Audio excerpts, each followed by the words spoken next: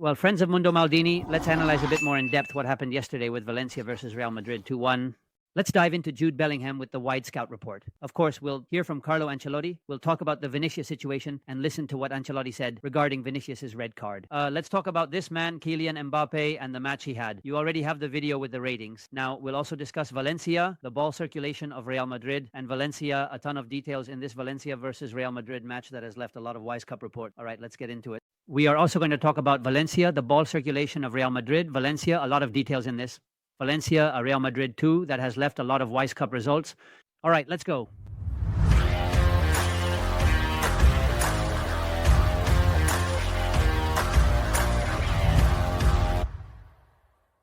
So let's get into it. Friends of Mundo Maldini, did Real Madrid play well? Well, they had a pretty good stretch in the second half, maybe the end of the first half too. But they need to keep improving. I think there were moments, you already have the ratings for both teams in that video you've probably seen. But there are quite a few things to discuss about the match. The first thing I want to do before diving into the Wyscout report is to start by listening to Carlo Ancelotti, who is going to talk about the issue, Vinicius' red card. As I said, in this video, we're going to talk a lot about Jude Bellingham. I want to focus a bit on Jude Bellingham, but of course we have to discuss Vinicius' red card. Let's listen to Carlo Ancelotti. You analyze, it was a touch from Dimitrescu before, then a push from Vini, I think.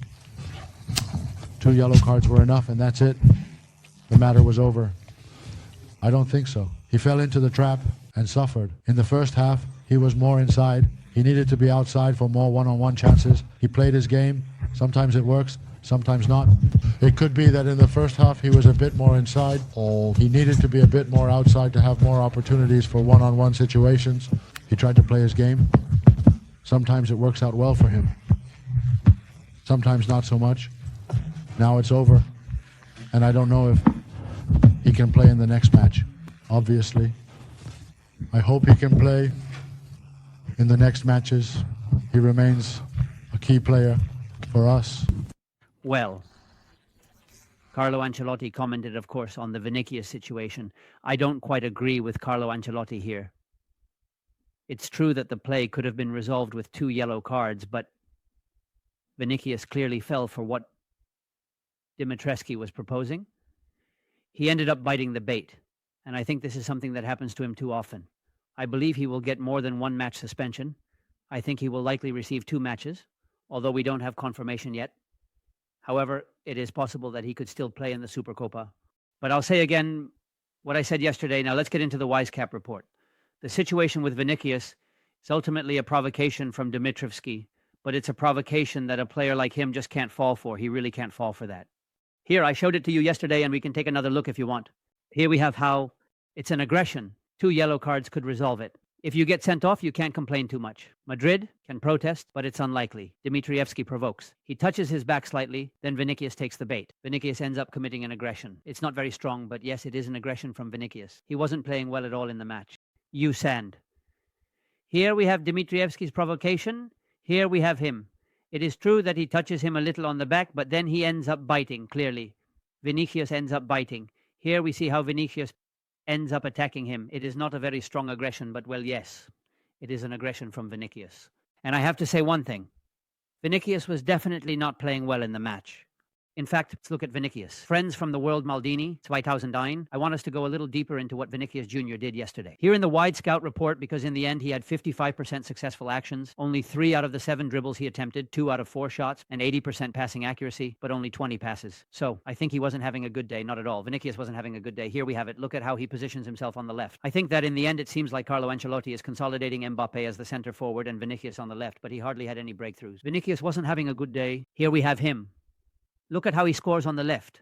I think that in the end, he is consolidating. That is what Carlo Ancelotti seems to do, at least, with Mbappé as a center forward and Vinicius on the left. But he hardly had any overflow. Speaking of Kylian Mbappé, I actually didn't mind his performance in the match. I thought Mbappe's game was good. Let's take a look at Mbappe's stats from the match, and then we'll also check out the ball circulation. Here you can see it already. The stats for Kylian Mbappé.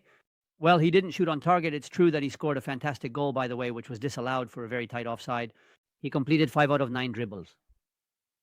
With 75% passing accuracy, he didn't participate much. I didn't see him participate much in the game, but I did see a very dangerous Mbappé, quite dangerous. I did see a very dangerous Mbappé for the opponent in many aspects of the game.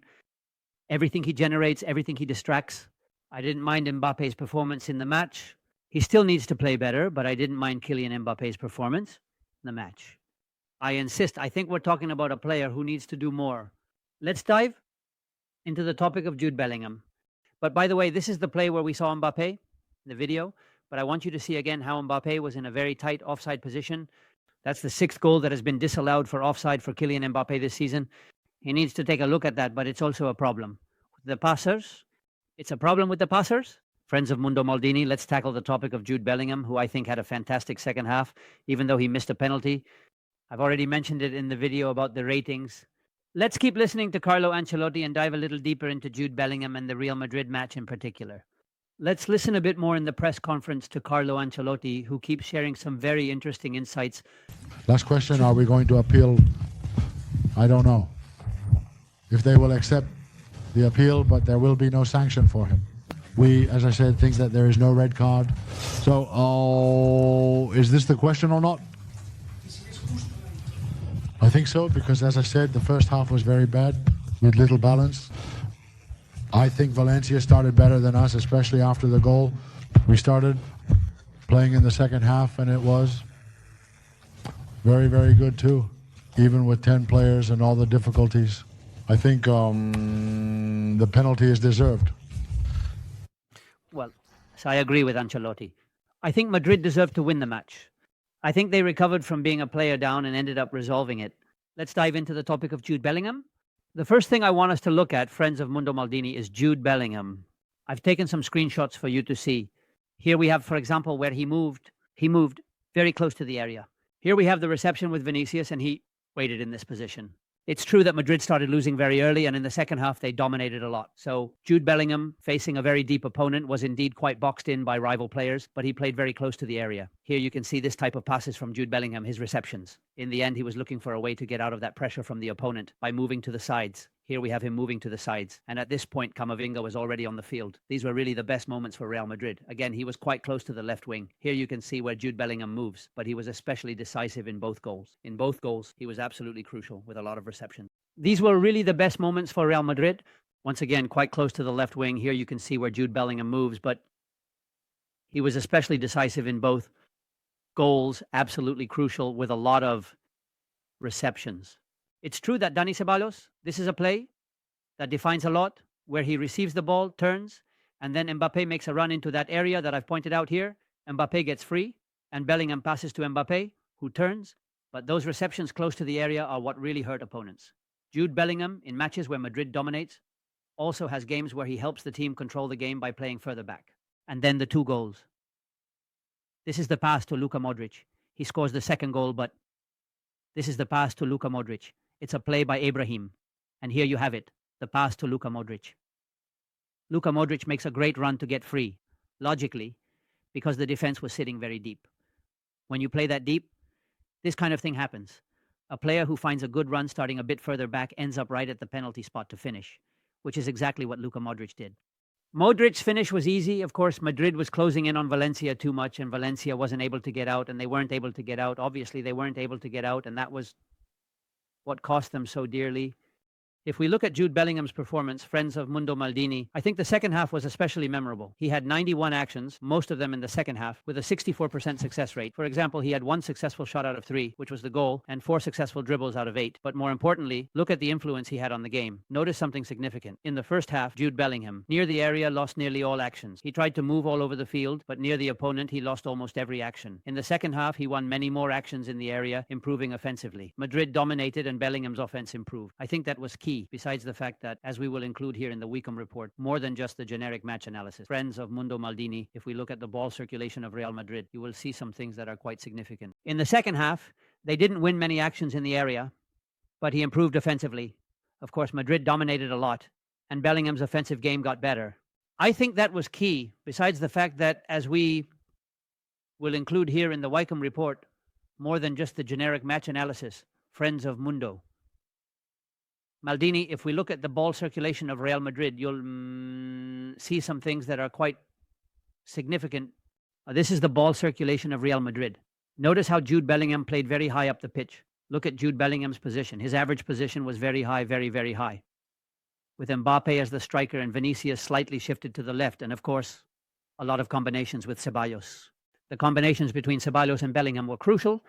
Madrid attacked a lot through the middle and combined very little on the wings.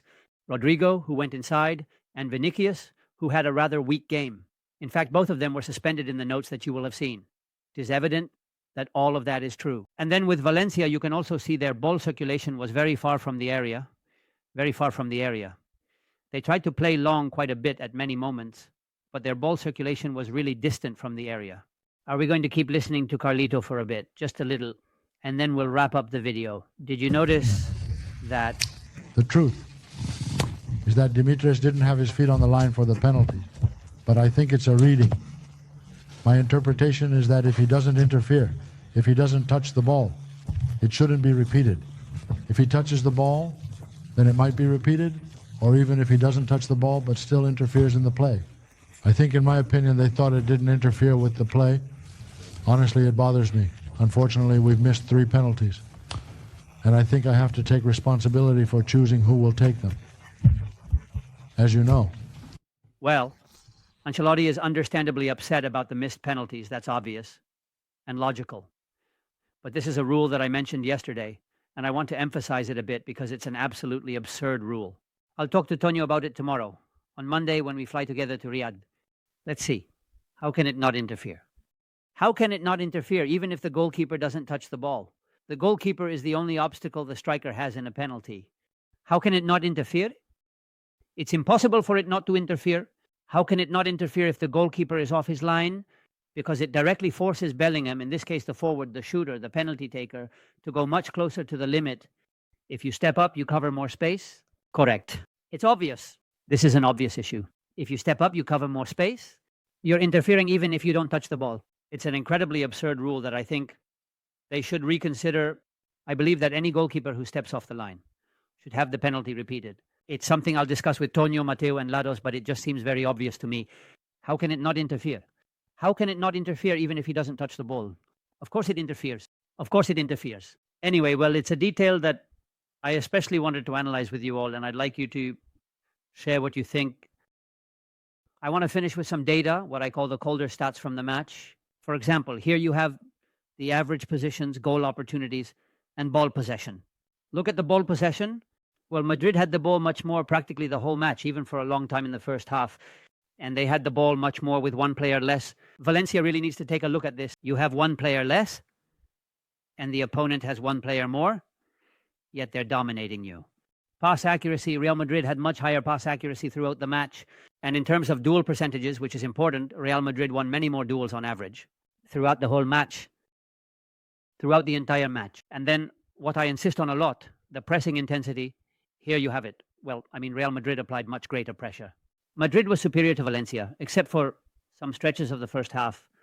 That is the harsh reality, and I think it's hard to deny it. That's right. 5 shots on target for each team. 5 for Valencia, 5 for Real Madrid. That is certainly true. And then regarding ball possession, here you have it. Real Madrid had more, not by much, but they had more. 2001, more ball possessions for Real Madrid. And there's one thing I pay a lot of attention to, which is long possessions of over 45 seconds. Madrid conceded too much. I think Valencia fell back too much, especially when they had one player more. It's true that the match could have ended in a draw because there was a very serious mistake in the last play, but with Jude Bellingham's goal, they could have equalized with that shot from Roja. But anyway, in any case, look at the offensive actions, the difference. 26 offensive actions from Valencia compared to 54 from Real Madrid. With that shot from Roja, but anyway, look at the offensive actions. The difference, that is 26 offensive actions by Valencia compared to 54 by Real Madrid. Anyway, I think we've analyzed quite a few aspects of the match, the controversial aspects, and above all, we've really dissected it as it deserves regarding this man who was, I believe, without a doubt, the man of the match, Jude Bellingham. A hug. Bye, bye, bye, bye.